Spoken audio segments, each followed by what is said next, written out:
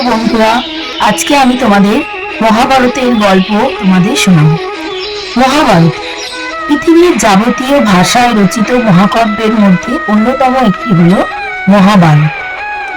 তবে কবে এই মহাভারত রচিত হয়েছে তা নিয়ে অনেক মতভেদ আছে। তবে একথা ঠিকই, প্রায় 3000 বছর পূর্বে মহাভারতের কথা আমাদের সকলকেই টানে। তবে মহাভারত বিভিন্ন সম্প্রদায়ের বিভেদের ধর্মগ্রন্থ নয়, এ এক জাতির ইতিহাস।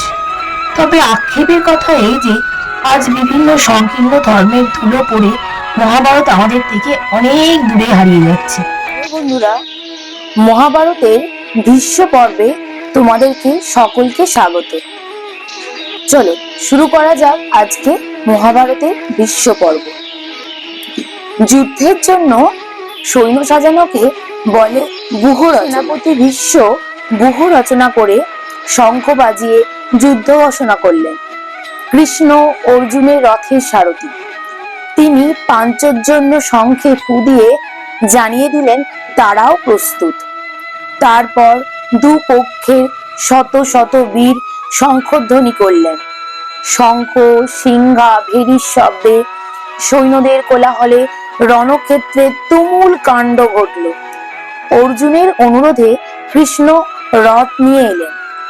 অর্জুন পাণ্ডব কৌরব সৈন্যদের মাঝখানে দুপক্ষের আত্মীয় স্বজনদের দিকে তাকিয়ে ভাবলেন, একটু পরে এরা একে অন্যকে হত্যা করবে। তার মন দুঃখে বিকল হলো। তিনি কাঁদতে কাঁদতে কৃষ্ণকে বললেন, হে সখা, রাজ্যের জন্য আমি আত্মীয়দের হত্যা করতে পারবো না। কৃষ্ণ অর্জুনকে সান্ত্বনা দিলেন, তাকে যুদ্ধে উৎসাহিত করবার জন্য অনেক উপদেশ দিলেন। এই উপদেশ লেখা রয়েছে ভগবত গীতা নামক পবিত্র ধর্মগ্রন্থে। কৃষ্ণের উপদেশে অর্জুনের মন শান্ত হলো। তিনি গান্ডীব হাতে যুদ্ধের জন্য প্রস্তুত হলেন। যুদ্ধ শুরু হতে আর দেরি নেই। যুধিষ্ঠির রথ থেকে নেমে ভীষ্ম পিতামহ, অস্ত্রগুরু দ্রোণাচার্য, কৃপাচার্য এবং অন্যান্য গুরুজনদের প্রণাম করতে এগিয়ে গেলেন। সকলেই ধর্মাত্মা যুধিষ্ঠিরকে আশীর্বাদ করলেন। তারপর যুদ্ধ শুরু হলো। সে কি ভয়ঙ্কর যুদ্ধ! কুরুক্ষেত্রে রক্তের স্রোত বয়ে গেল। ভীমের গদার আঘাতে কত শত কৌরব সৈন্য মারা গেল। ভীষ্মের হাতে মারা পড়ল হাজার হাজার পাণ্ডব সেনা। নিহত হলেন উত্তর ও শ্বেত নামে বিরাট রাজার দুই পুত্র। এদের মৃত্যুতে পাণ্ডব শিবিরে শোকের ছায়া নেমে এলো। সূর্য ডুবে যাওয়ায় যুদ্ধও সেদিনের মতো শেষ হলো। মহাবীর ভীষ্ম দ্বিতীয় দিনেও পাণ্ডব সৈন্য ধ্বংস করতে শুরু করলেন। অভিমন্যু, ভীম, সাত্যকী, বিরাট, ধৃষ্টদ্যুম্ন প্রভৃতি বীরেরা ভীষ্মের হাতে পরাজিত হলেন। পাণ্ডব সৈন্য পালাতে লাগলো। অর্জুন তখন বাধা দিলেন। দুজনের মধ্যে ভয়ঙ্কর যুদ্ধ হলো। ভীম অর্জুনের হাত থেকে বহু কৌরব সেনা নিহত হলো। দ্বিতীয় দিনের যুদ্ধে পাণ্ডবরাই জয়ী হলেন। পরদিন যুদ্ধ আরো ভয়ঙ্কর হলো। ভীষ্মের সামনে পাণ্ডব পক্ষের কোনো বীরই দাঁড়াতে পারলেন না। বহু সৈন্য নিহত হলো। কৃষ্ণ পণ করেছিলেন যুদ্ধে অস্ত্র ধরবেন না, অর্জুনের রথের সারথি হয়ে বুদ্ধি পরামর্শ দেবেন। কিন্তু পাণ্ডবদের অবস্থা দেখে স্থির থাকতে পারলেন না। প্রতিজ্ঞার কথা ভুলে সুদর্শন চক্র হাতে ভীষ্মের সঙ্গে যুদ্ধ শুরু করে দিলেন।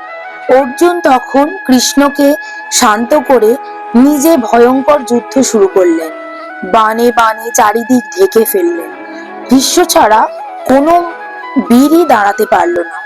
কৌরব সৈন্য পালাতে শুরু করলো।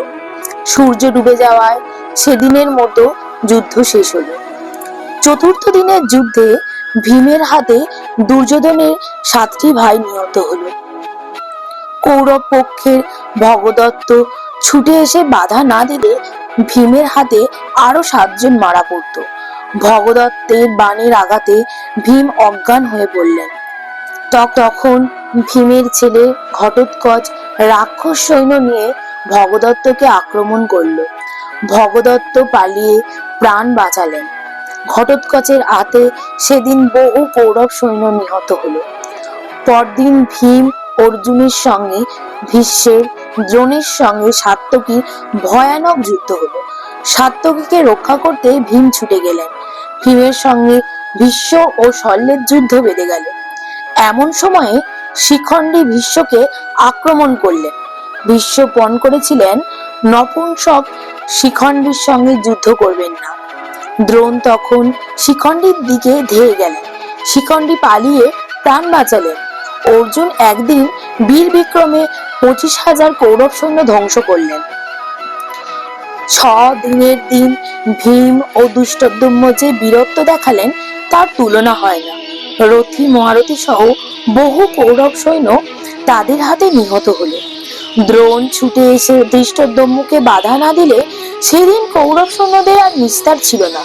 ভীষ্ম সেদিন অর্জুনের সঙ্গে যুদ্ধে ব্যস্ত ছিল। সপ্তম দিনে দ্রোণের হাতে বিরাট পুত্র শঙ্খ নিহত হলেন। মহাবীর ভগদত্ত সেদিন প্রকাণ্ড একটা হাতির পিঠে চেপে এমন যুদ্ধ আরম্ভ করলেন, পাণ্ডব পক্ষের কোনো বীর তার সঙ্গে পেরে উঠলেন না। ঘটোৎকচ পর্যন্ত পালিয়ে প্রাণ বাঁচালেন। এদিনের যুদ্ধে অর্জুন অবশ্য ভীষ্মকে ব্যতিব্যস্ত করে তোলেন। পরদিন ভীমের হাতে দুর্যোধনের 17টি ভাই নিহত হলো। শকুনির হাতে নিহত হলো অর্জুনের পুত্র ইরাবান। ঘটোৎকচ ক্ষেপে গিয়ে এমন যুদ্ধ শুরু করলো, দ্রোণ, দুর্যোধন, শল্য, অশ্বত্থামা কেউই তার সাথে পেরে উঠল না। ভগদত্ত গিয়ে ঘটোৎকচকে বাধা না দিলে কৌরব পক্ষে সেদিন আর কারোই নিস্তার ছিল না। ভীষ্ম ও কৃপাচার্যের সঙ্গে এদিন অর্জুনেরও ভয়ানক যুদ্ধ হয়। ভীমের হাতে দুর্যোধনের অনেকগুলো ভাই মারা গেল। তিনি দুঃখ করে ভীষ্মের কাছে বললেন, পিতামহ, আপনি যদি একটু মন দিয়ে যুদ্ধ করতেন তাহলে এতগুলো ভাই মারা পড়তো না। দুর্যোধনের অভিযোগ শুনে ভীষ্ম রেগে গিয়ে তাকে তিরস্কার করলেন। পরদিন তিনি ভয়ানক যুদ্ধ করলেন। অসংখ্য পাণ্ডব সৈন্য নিহত হলো। অর্জুন বাধা দিতে এসেও ব্যর্থ হলেন। পাণ্ডবেরা বুঝলেন ভীষ্মের মৃত্যু না হলে তাদের জয়ের লাভের কোনোই আশা নেই।